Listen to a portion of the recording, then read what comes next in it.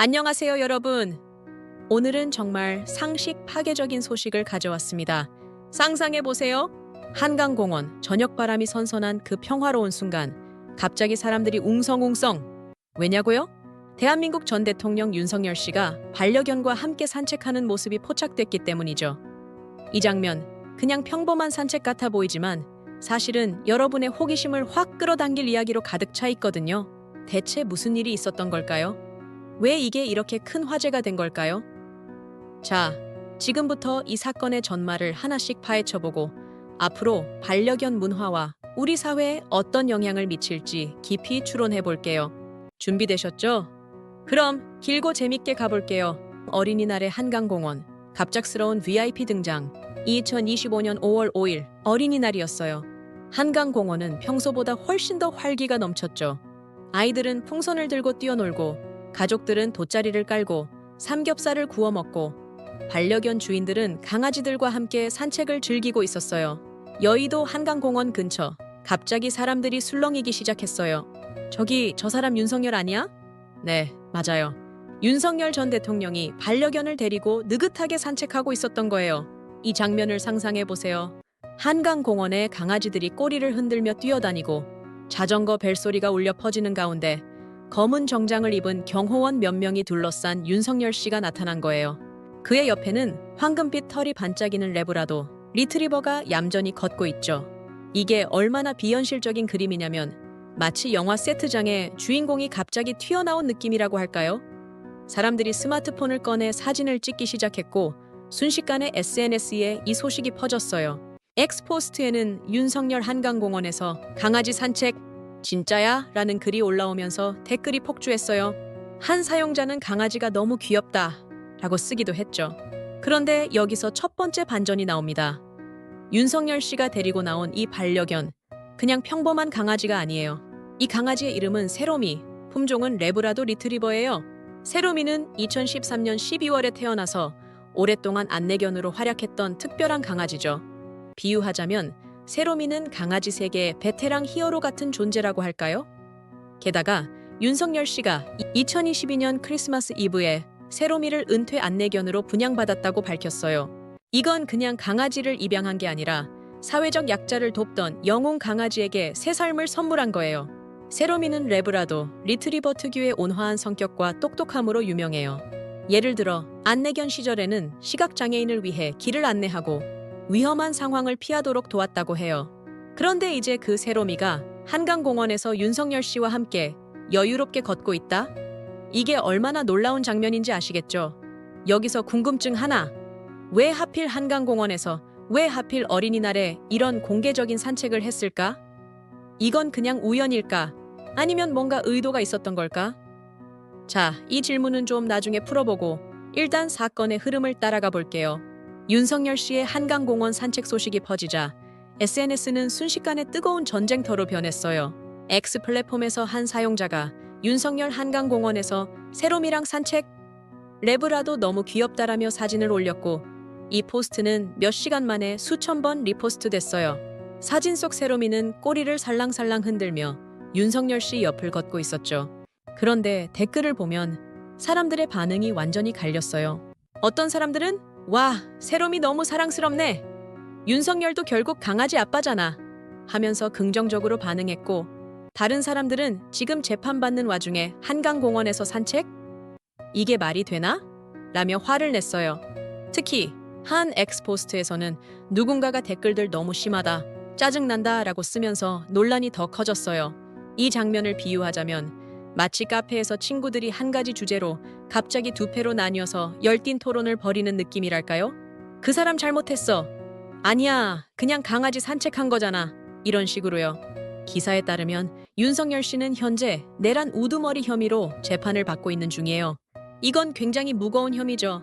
그런데 그런 그가 한강공원에서 세로미와 여유롭게 산책하는 모습은 사람들에게 큰 충격을 줬어요. 왜 이게 이렇게 논란이 됐을까? 그건 바로 반려견 문화와 공인에 대한 우리 사회의 기대가 충돌했기 때문이에요. 반려견은 단순히 동물이 아니에요. 가족 같은 존재잖아요. 예를 들어 제 친구는 자기 강아지가 아플 때 병원비를 아끼지 않고 마치 아이처럼 보살피더라고요.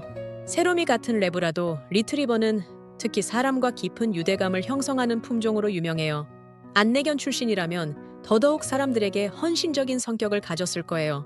윤석열 씨가 세로미와 산책하는 모습은 그의 정치적 상황과는 전혀 다른 아주 평범하고 따뜻한 모습을 보여줬어요. 그런데 문제는 그가 지금 평범한 시민이 아니라 재판을 받고 있는 전직 대통령이라는 거예요. 비유하자면 회사에서 큰 실수를 저지른 동료가 갑자기 사무실에서 강아지와 놀고 있으면 지금 그럴 때야?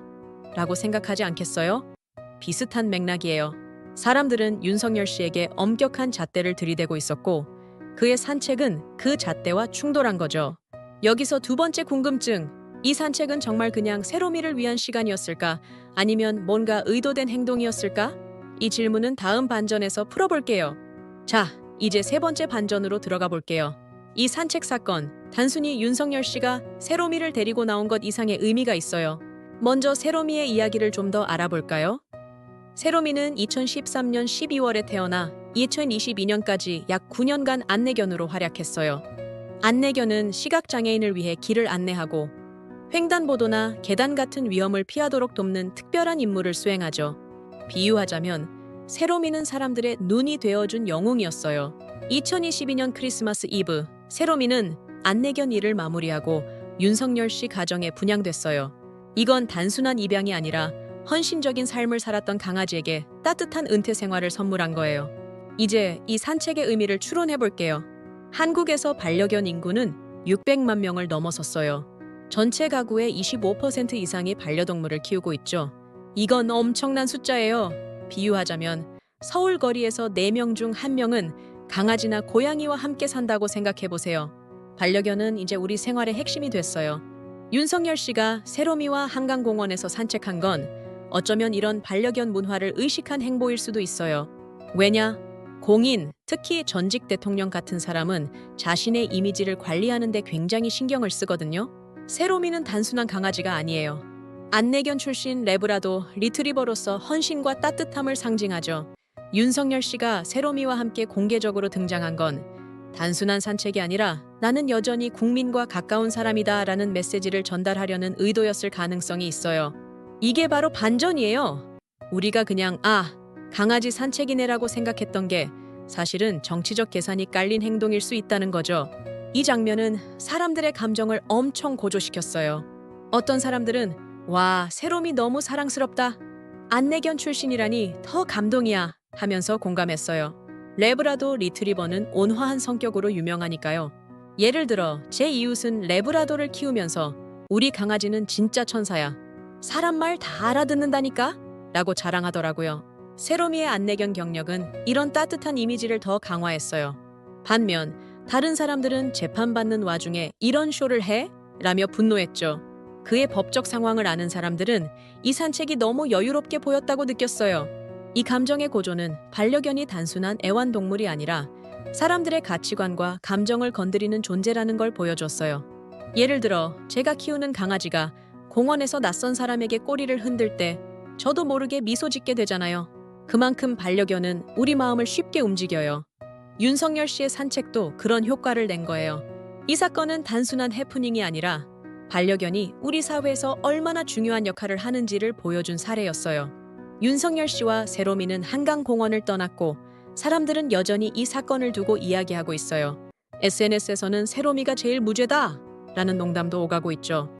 하지만 이 사건은 단순히 웃고 넘어갈 이야기가 아니에요. 이건 한국 사회에서 반려견 문화가 얼마나 중요한 위치를 차지하고 있는지, 그리고 공인이 그 문화를 어떻게 이용할 수 있는지를 보여준 사례예요.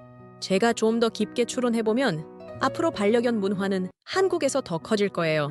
왜냐하면 반려견은 단순히 귀여운 동물이 아니라 사람들의 외로움을 달래주고 가족 같은 유대감을 주는 존재거든요. 예를 들어 요즘 젊은 세대는 결혼이나 출산 대신 반려견을 키우는 경우가 많아요. 통계로 보면 2030 세대의 30% 이상이 반려동물을 키우고 있죠. 이건 마치 10년 전엔 스마트폰이 없었는데 이제 모두가 스마트폰을 들고 다니는 것처럼 사회적 트렌드의 변화예요. 윤석열 씨의 산책 사건은 이런 트렌드를 공인들이 인식하고 있다는 증거일 수 있어요. 앞으로 정치인이나 공인들이 반려견과 함께하는 모습을 더 자주 보여줄 가능성이 높아요. 예를 들어 선거철에 후보자들이 강아지를 안고 사진을 찍거나 반려견 동반 행사에 참여하는 장면이 늘어날 거예요. 세로미 같은 안내견 출신 강아지는 특히 공감과 신뢰를 얻기 좋은 상징이죠. 비유하자면 반려견은 이제 공인들의 필수 이미지 메이킹 도구 같은 존재가 될 수도 있어요. 그런데 여기서 중요한 점이 있어요. 반려견 문화가 커지면서 책임감도 같이 커져야 한다는 거예요. 강아지를 키우려면 훈련, 건강 관리, 산책 같은 시간을 많이 투자해야 하죠. 특히 세로미 같은 레브라도 리트리버는 활동량이 많아서 매일 충분한 운동이 필요해요. 예를 들어 제 친구는 레브라도를 키우면서 하루 1시간 산책은 기본이야. 안 그러면 집에서 난리 난다. 라고 하더라고요. 윤석열 씨처럼 공인이라면 반려견을 단순히 이미지 메이킹 도구로 쓰지 않고 진짜 책임감 있게 돌보는 모습을 보여줘야 해요. 그래야 국민들도 저 사람 진짜 반려견을 사랑하는구나 하고 신뢰할 거예요. 이 사건이 우리 사회에 주는 메시지는 뭘까요? 저는 이렇게 생각해요. 세로미 같은 반려견은 단순한 동물이 아니라 우리 사회의 감정과 가치를 연결하는 다리 같은 존재예요. 윤석열 씨의 산책은 논란이 됐지만 동시에 반려견이 얼마나 많은 사람들의 마음을 움직이는지를 보여줬어요. 앞으로 한국은 반려견과 사람이 더 조화롭게 사는 사회가 될 거예요. 예를 들어 반려견 동반 카페나 공원이 더 많아지고 안내견 같은 특수 목적견에 대한 지원 정책도 강화될 거라고 봐요. 서울시만 해도 이미 반려견 놀이터를 확대하고 있잖아요. 자, 여러분! 오늘 윤석열 씨와 세로미의 한강공원 산책 사건을 통해 반려견 문화와 우리 사회의 변화를 깊이 살펴봤어요. 이 사건, 단순한 해프닝으로 보일 수도 있지만 사실은 우리가 어디로 가고 있는지를 보여주는 중요한 신호였어요. 여러분은 이 사건을 어떻게 생각하시나요? 댓글로 의견 남겨주시고 구독과 좋아요, 알림 설정도 잊지 말아주세요. 그럼 다음 영상에서 또 만나요. 안녕하세요.